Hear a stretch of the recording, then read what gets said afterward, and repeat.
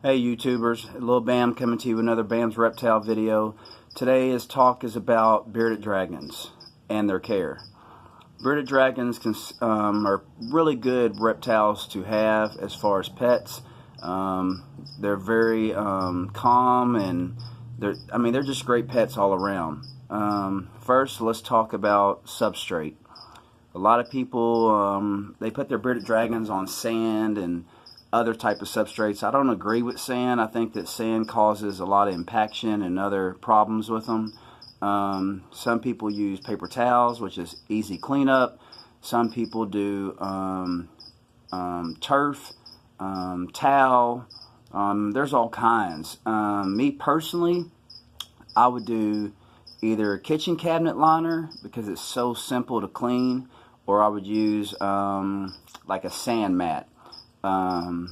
That'd probably be my number one choice, is the sand mat, because it really helps them with their claws. As far as when they walk around, it kind of, as they walk, the sand kind of sharpens them down for you. As far as vitamins and minerals, I recommend getting a, like a Reptical or Reptivite, because they require, these supplements to survive. It's good. It's like protein for humans. As far as lighting, I definitely recommend UVB. UVB is like, their natural sunlight, and bearded dragons thrive on UVB. It keeps them from having metallic bone disease. There's all types of UVB that you can get. They have bulbs where you can get all three into one. They have different types, but I strongly recommend someone getting a UVB light. Me personally, I use UVA lighting as well. I want my reptiles to be as healthy as they can be, so I use UVA and I use UVB. As far as tank size, a lot of people say the smallest you can get from an adult dragon is a 4-foot long tank. That's what I use. I have a 75-gallon that I use for my bearded dragon, but you don't have to have it. I've seen bearded dragons in 3-foot cages, adults, like for an example the Exoterra large, and they are great. It all depends on how you set the cage up. Setting up the cage is most important. You want to have a spot where they can get up and bask. They need that spotlight for them to bask, and you want that around, me myself, I like it to be around 92 to 95 degrees. On the cool side, I like it around 78 to 83. So it's just personal preference on how you want to set your bearded dragon cage up and everything. As far as taking them out, you definitely want to take them out of their cage. Bearded dragons are very, very active. They love to crawl around. They want to get on your floor. They want to get on your couch. Some just like to sit on your chest and just chill all day long. So I try to give my dragon lots of exercise. I have a female. Her name is Kush. Everybody knows Kush. She's all over online. And she's doing quite well. And as far as bearded dragon's diet, it needs to be huge diet. Like, you can't just give your bearded dragons crickets, especially adults. You want to give them a huge variety of food: mealworms, superworms, waxworms, hornworms, crickets, lots of vegetables, squash, zucchini, carrots. They eat pretty much anything. My dragon just turned 1 year old on April the 1st, and for her birthday I gave her a small pinky mouse. The pinky was just a treat. I don't recommend giving them to them because they're really fatty, but it's good to give them a treat. I've given her a green anole, and I've given her a brown anole, and that's about it as far as big food like that. But basically her diet is, worms and vegetables and crickets. What else? As far as shedding, they don't really need help. They pretty much take it off by themselves. Now my dragon, Kush, she is potty trained. She will not go to the bathroom in her tank. I either soak her every day, but now that she's getting older, I do every other day. And when I put her in her bath, she'll just go to the bathroom in her bath. So there's no cleanup for me. So that's a good tip. A lot of people don't know that. You can potty train your dragon.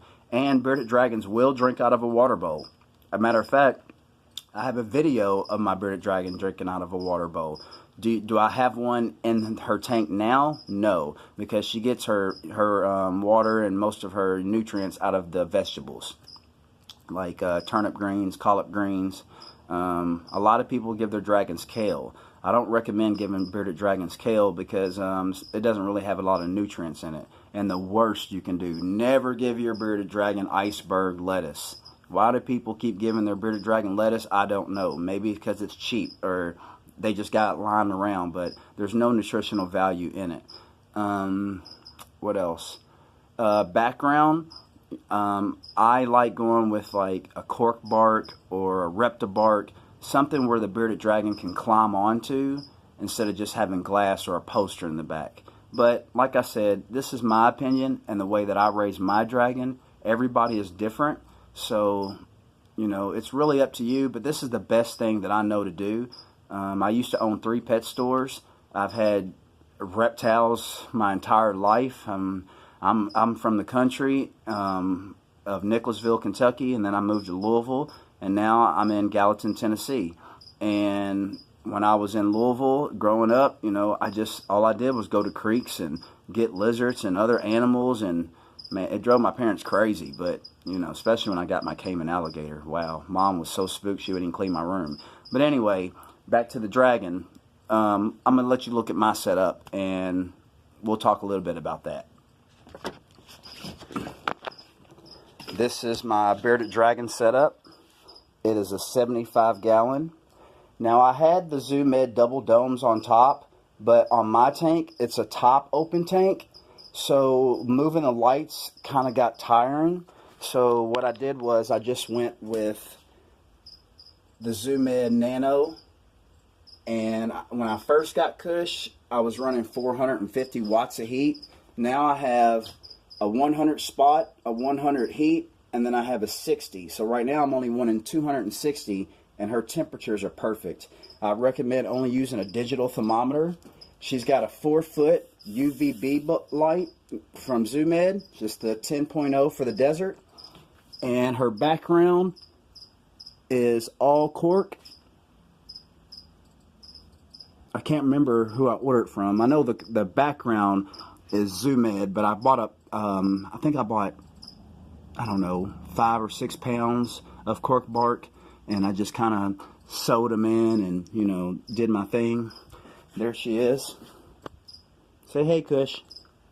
She's sitting there on her big stump, and like you see in the video, she's on sand mat, and she's got her rocks, and this is her cold side, and there's my buddy Groot, and she's got a little cave down here, and right now she's got some collard greens and some mealworms, and I'll show you what I personally feed her. She gets this Reptiles with D3, and that's made by Zoo Med, and I give her the Flunkers Reptile Vitamin, which is another good one. And then down here's my crickets. Right now I only have about maybe 20 left, but I normally I go through Critter Depot and I get 1,000 crickets for $25. So that's an awesome deal compared to the pet store. And when I got Kush, she was a baby. I was waiting on her hatchling. She's an April Fool's baby, and now you can see her. She's a freaking monster. So thank you for watching my video. Get with me, and I'll be shooting another video pretty soon. Thanks, guys.